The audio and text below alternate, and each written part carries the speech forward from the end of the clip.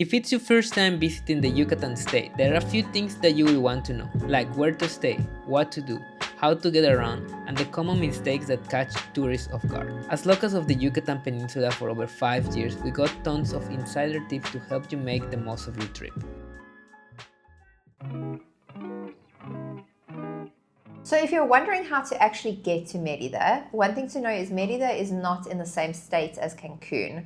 Most people would be arriving to Cancun International Airport, and then you'll either take the ADO bus or the Tren Maya or a rental car to the neighboring state of Yucatan, and that's about a 3.5-hour trip depending on the transportation that you take. And something that a lot of people confuse is about the Yucatan state and the Yucatan Peninsula. Yucatan Peninsula consists of 3 states, which is Campeche, Yucatan, and Quintana Roo. So just to don't be confused about that.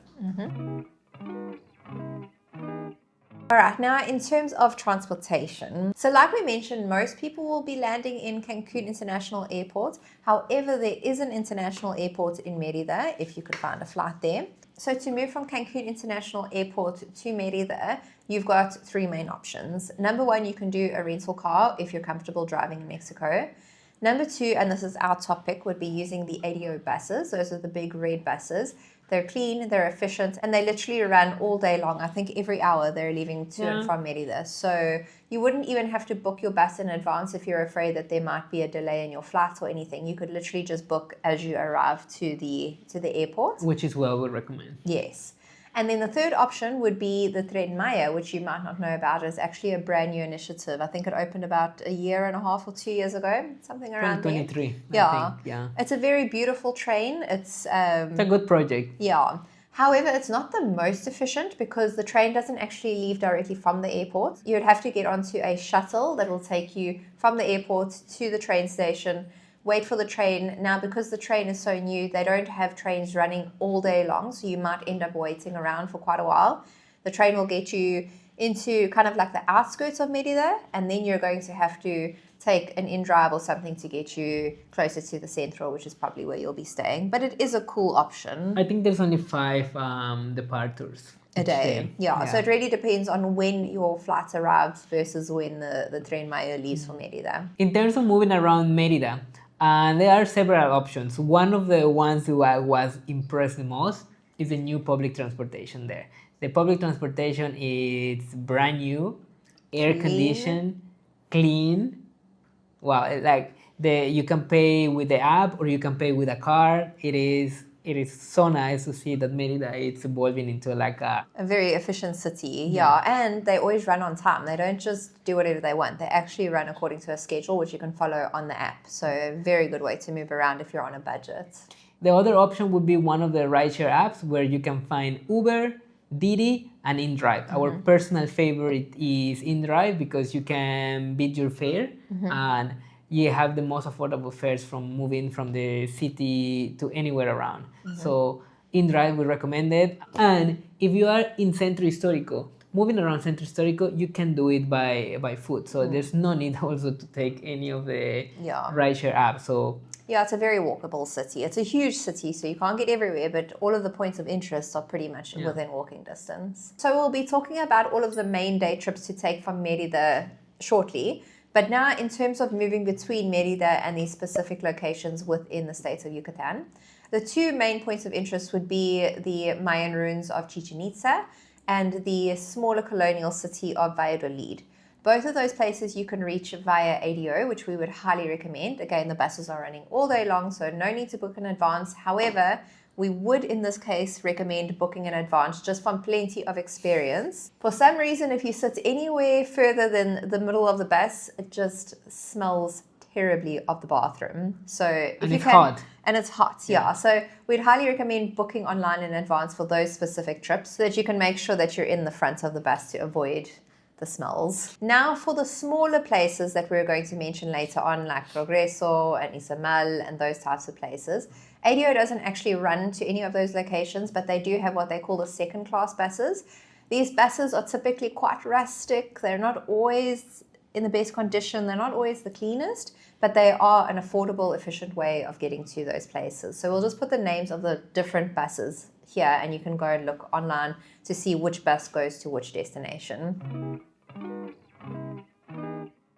Now, in my opinion, this is one of the most important things to know before planning your trip to the Yucatan, is that it gets extremely hot, like very, very hot. So in our opinion, the most ideal to travel to the Yucatan is anywhere from mid-March till about mid-February, with the best time being December and January, because it's winter time, yes, but it's still nice and warm, it's sunny, you've got a little bit of a breeze, but it's really bearable, so you've got the whole day to be out and explore. However, if you do choose to visit during springtime or summertime, wow, we've done that before and it was such a big mistake because it is just so extremely hot outside that no one is outside. It's so hard to explore during the daytime. Honestly, you need to be in the AC between like 9 a.m. to about 6 p.m. every evening. Not saying you can't be outside, but it's very uncomfortable. So if you can avoid spring and summertime, that would be our recommendation. But I mean, it's still beautiful all year round, just something to keep in mind. One of the things to consider about where to stay in Yucatan is here in the Riviera Maya, where we live. There are a lot of hotels, big all-inclusive hotels, beach hotels. Big name brand hotels. Yeah. Whereas in Yucatan, you will find city hotels, some of them with brand names, but you will not find the massive hotels that you will find here in the Riviera Maya region. There's a lot of boutique hotels. A lot. There's a lot of Airbnbs. When it comes to where to base yourself in Yucatan State, Merida will be the main option as be your base, and from there doing like the day trips to the nearby towns. Which we'll be talking about later. And exactly where to stay in Merida, we recommend anything nearby Centro Histórico. But we did actually stay in Centro the last time we were in Merida, and it was great in terms of walkability. We were able to easily reach everything. However, it can be very noisy. We happened to be literally a block away from the Museum of Music, so the music was blasting until like 3 a.m. every morning, so just keep that in mind. And another place that we highly recommend to stay will be Paseo de Montejo, which is the main avenue in Merida. It's actually one of my favorite places in the entire city, where it's so clean, the people there is beautiful. It's so nice, it's beautiful. And a lot quieter than Centro. If you got a few extra days, we highly, highly recommend to stay in Valladolid for at least 1 or 2 nights. Valladolid is basically the second biggest city in the Yucatan state. There are a lot of things to do as well there, which we're going to talk about later. So beautiful there, especially if you like to take photographs. So beautiful. So now, in terms of what to do in the state of Yucatan, we'd actually recommend staying at least 7 to 8 nights because there are quite a few points of interest. So we'll just start off with Merida, since that's where you will probably be based. Now, Giovanni already mentioned Paseo de Montejo. That's actually one of the most beautiful places in Merida. It's where the Spanish conquistadors actually came and settled. So you're going to find these beautiful, actually very well-maintained Spanish mansions all along the main strip. Very beautiful at night. That's mostly where you're going to find like the fine dining restaurants and the fancy cafes. It's a very beautiful walk. Of course, you've got to visit the main plaza. Now, if we have one major tip for Merida, if you can plan to be there on a Sunday, they have an initiative called Merida en Domingo, which means Merida on Sunday. Essentially what they do is they take the main plaza and it is open for local vendors. So you're going to find the most amazing food markets available from early in the morning until late in the evening. There's going to be local artisans there selling their craft. And in addition, what they actually do is close Paseo de Montejo, and you can ride bicycles from the plaza to Paseo de Montejo, and even further if you so wish. You'll find bicycle rentals all over the place. And then you've got to return to the main plaza in the evening because they're going to always have cultural performances. And lastly, we would highly recommend visiting one of the local markets to try some of the local cuisine. Yucatecan cuisine is absolutely delicious. Now, if we have one market to specifically recommend, it would be Mercado Lucas de Galvez. Exactamente. Say it. Mercado Lucas de Galvez. That's quite a mouthful. You can certainly go there alone and just stop at different food stands, get a little bit here, a little bit there, just to try a whole lot of things. But we actually went on a food tour and it was awesome. They took us to some of the best food stands that we otherwise probably wouldn't have found because there are literally thousands of things happening in that market. So if you wanted something a little bit more guided with a little bit more backstory and information, we'd highly recommend that. You can book that up here. Another day trips that we actually recommend is going to one of the 2 main beach towns in Yucatan state. And the first one will be Progreso, which is our favorite. We recently went there and had a blast.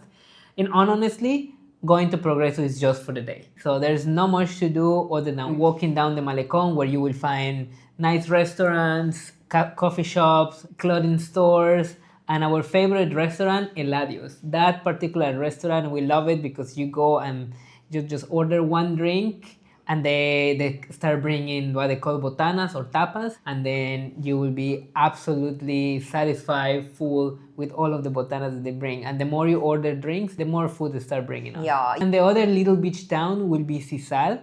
Sisal is really, really an authentic Mexican beach town, and there's nothing to do there except go to the beach and I eat think some they have fresh fish. I think they have one restaurant where you can order fresh fish, and that was very affordable when we visited last time. Yeah. And yes, pretty much just for a day trip, unless if you're looking for that summer vacation where they have some big houses where you can rent and pretty much you have the beach for yourself.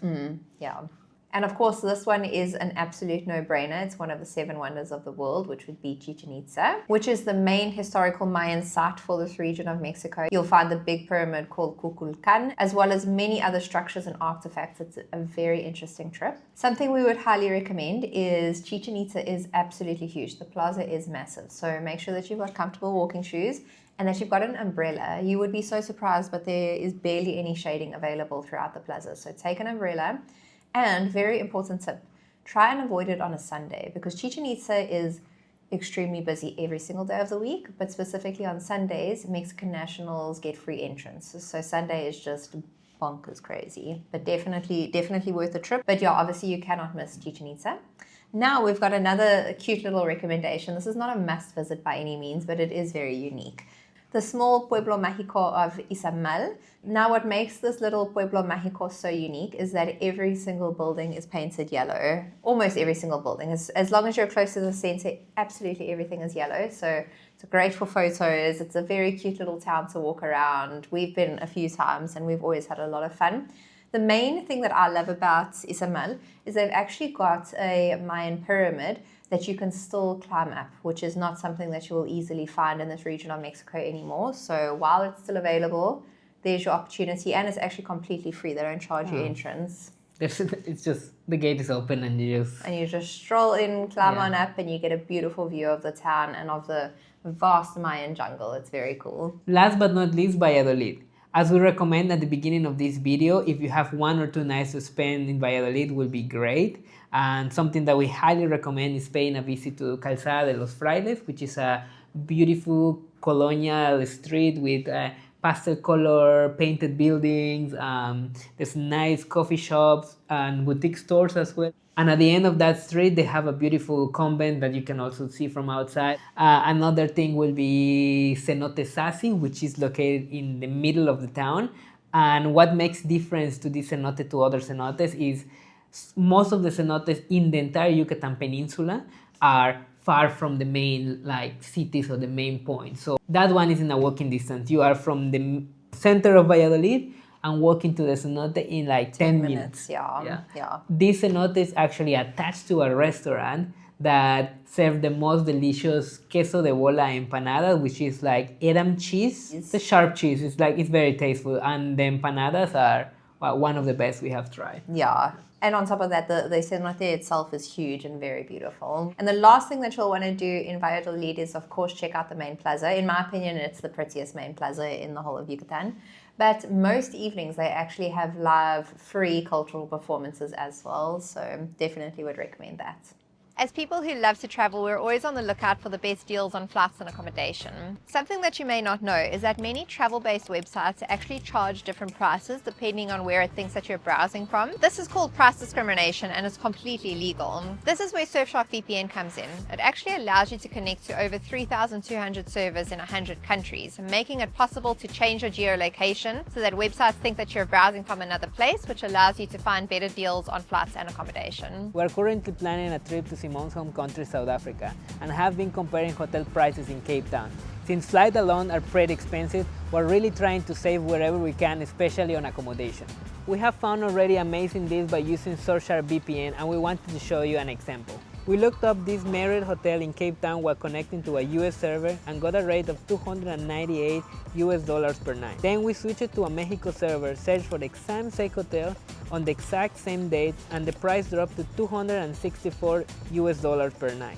That's $34 difference per night. When you convert that into South African rands, that saving could easily cover a nice meal out or even a tour. Since we started using Surfshark VPN and this simple price comparison trick, we have saved so much on our travels. Honestly, we wouldn't book another one without it. It's become part of our travel routine now. Additionally, by connecting to Surfshark VPN, your connection is encrypted and made secure.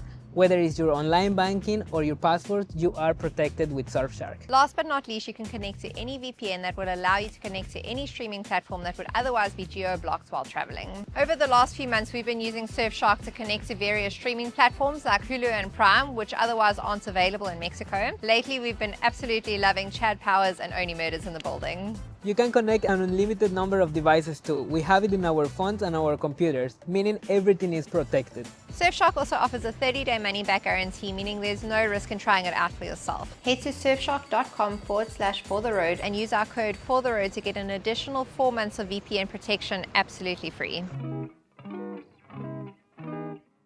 I think my favorite topic. Yes, definitely. What to eat. Yucatecan cuisine is actually recognized by the UNESCO as part of their heritage, what they promote like worldwide. In the state of Yucatan, I think you have the most flavors No, the in food, the entire country. Yeah, the food is phenomenal. Like we've had a lot of really good food in Mexico, but the food in Yucatan is amazing, and it's really something that you've got to center in your trip. The following items that I'm going to mention are part of the staples of the Yucatecan cuisine. Panuchos and salbutes I think are the main staple in the Yucatecan cuisine, alongside to cochinita pibil, either it's a taco or a torta. Polcanes, the Yucatecan style tamales, which are like the softer version of the heart-shaped tamal that you will find in anywhere in Mexico, and the queso de bola empanadas. And the most important one for Simon are the marquesitas, which are like crispy crepes, very, very typical in the Yucatan Peninsula. Yeah, and you can choose whatever filling that you'd like, but we always go with queso de bola, which is a very sharp cheese. The same cheese of the empanadas. Exactly. And Nutella. I know that sounds like the strangest combination, but it's really good. Highly recommend. And that's pretty much all from us today. We just have 2 parting thoughts to share. Number 1 is English is not nearly as widely spoken as what you might have experienced in Quintana Roo, where you can get by just with English. In Yucatan, you need to have basic Spanish or a translator. And number 2, US dollars are not widely accepted like they are again in the Riviera Maya. You need to exchange your money for pesos. But we hope that you guys found this guide helpful. We have individual videos on most of these places that we mentioned. Some of them are very old, so excuse the bad camera work. But if you are currently thinking about traveling to the Yucatan, you really can't go wrong. It is one of the most underrated places in our experience. It's such a gorgeous place. The people are so friendly. Definitely would recommend. If you enjoyed today's video, please don't forget to give us a big thumbs up, subscribe to our channel if you haven't subscribed to our channel. And that being said, we will see you in the next one. Hasta luego!